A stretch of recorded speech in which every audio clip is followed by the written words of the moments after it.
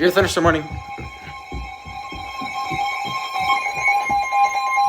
The National Weather Service in Milwaukee-Sullivan has issued a severe thunderstorm warning for western Lafayette County in south-central Wisconsin, south-central Iowa County in south-central Wisconsin, until 4 p.m. At 3:11 p.m., a severe thunderstorm was located near Cuba City, 8 miles south of Platteville, moving northeast at 20 miles an hour.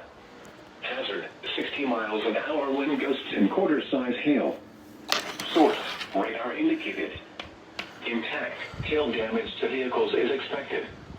Expect wind damage to roofs, siding, and trees.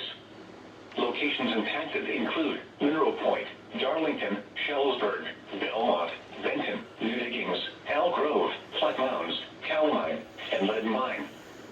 For your protection, move to an interior room on the lowest floor of a building.